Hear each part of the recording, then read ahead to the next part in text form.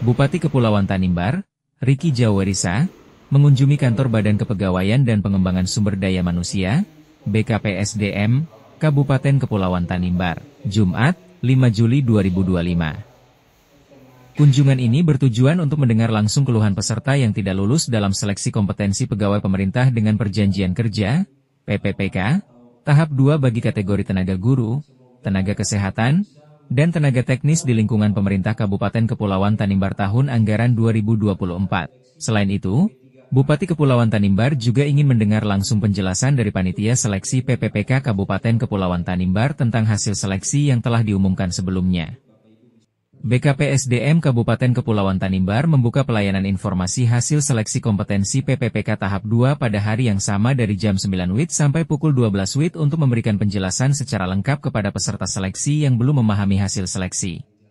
BKPSDM Kabupaten Kepulauan Tanimbar membuka layanan informasi hasil seleksi untuk memberikan transparansi dan kejelasan kepada peserta seleksi tentang hasil yang telah diumumkan. Langkah ini menunjukkan komitmen pemerintah daerah untuk meningkatkan kualitas pelayanan publik dan memberikan kemudahan bagi masyarakat.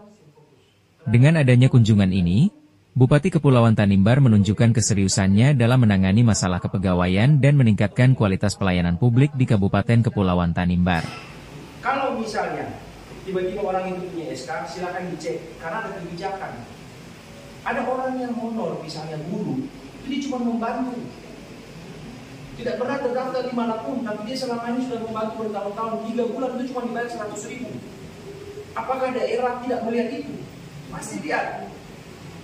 Nah, tetapi apabila ada yang cuma makan tidur, tidak pernah mengabdi untuk daerah dan mendapatkan SK itu, silakan buktikan, maka kami akan menindaklanjuti OPD yang mengeluarkan SK tersebut. Orangnya memang sih cari. Karena orang itu atau pelamar itu dia akan berupaya semaksimal mungkin untuk mendapatkan atau memenuhi semua persyaratan. Setuju ya? Setuju. Sekali lagi kita tekankan, nanti dilihat baik-baik dan dicek. Kalau ternyata yang misalnya guru ini dia selama ini menjadi guru bantu, bahkan mungkin ada yang tidak dibayar, atau sing kasih lo SK berdosalah kita. Karena dong sudah selama ini mengabdi tanpa dibayar ataupun meminta dia 3 bulan cuma 100.000. Kita yakin ibu gunung juga pasti punya hati yang sama. Tapi terhadap sekali lagi yang tidak pernah mengabdi, tiba-tiba keluar SK-nya, padahal dia cuma hanya makan tidur, ataupun yang kemarin ada bilang dia kerja di SPBU dan sebagainya, itu betul akan bisa ditahu. Dan siapa yang akan tindak? Bukan pelamarnya, tetapi OPD yang telah mengeluarkan SK kepada yang bersangkutan. Yang berikut, kita karena sudah mau pergi ya. Apa yang tadi disampaikan kita amati, ini bukan maunya pansel dan bicara, ini bicara sistem, ini bicara aturan. Jadi tadi kalau mungkin buka ini, itu semua aturan yang betul terapkan di sini. Cuma yang kita sesalkan pada saat mendaftar, pada saat di briefing, duduk diam dan dengar. Supaya ini sih berulang-ulang, karena kita kemarin sudah dijelaskan, kita dengar, kita paham jadinya. Karena apa? Jadi kita mendengarkan. Jangan sampai Bapak Ibu ini pada saat waktu di briefing datang cuma tahu pas masuk administrasi duduk lalu main HP, cerita dari kiri, cerita dari kanan. Akhirnya setelah saya lulus mulai membuat info-info yang terkesan bahwa ada ketidakberesan di pemerintah daerah. Padahal ini sudah dijelaskan.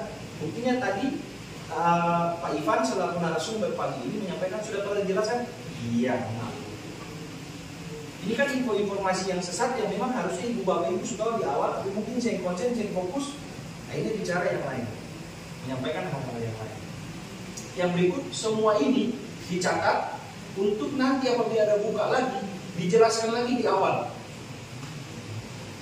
Dijelaskan lagi di awal, dan kalau datang untuk membahas barang yang sudah pernah dijelaskan, jangan lagi membahas. Kenapa? Kita mau juga bahwa Bapak Ibu juga fokus dari awal.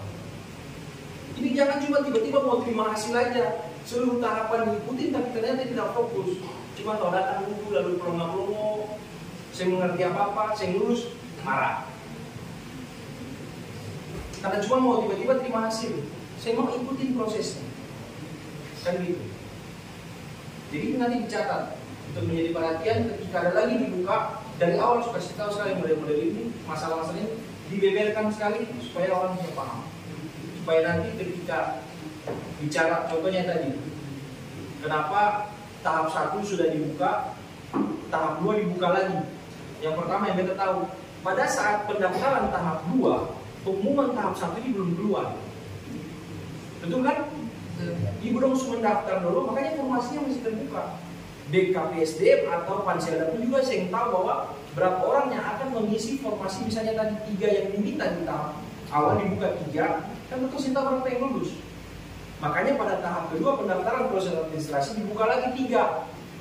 Kenapa? Kan belum pengumuman tahap 1. Sementara administrasi tahap 2 harus jalan, sudah dibuka, makanya ibu dong mendaftar. Ternyata setelah pengumuman baru ketahuan, oh dari 3, 2 sudah ada, ataupun 3-3-nya sudah penuh. Tetapi kebijakan pemerintah pusat memberikan yang namanya optimalisasi. Apabila ada formasi yang masih kosong yang bisa diisi oleh persyaratan administrasi yang sama, maka bapak ibu akan digeser ke situ. Itu yang tampak. Jadi sekali lagi aku cuma minta fokus di awal, sehingga ketika ada kejadian-kejadian yang lain silahkan lapor. Tapi kalau kejadian yang bapak ibu tanya berulang-ulang ini, kita masih fokus terhadap Arinona Yunita itu. Nanti OPD buktikan aja. Katong minta nama, jangan bilang katong dengan informasi, jangan datang di sini langsung kasih data. Siapa sih yang tidak pernah mengabdi di pemerintah daerah dalam bentuk honorer, tiba-tiba keluar. Contohnya itu ada bilang-bilang di grup-grup itu kerja di SPBU dapat SK, kasih tahu.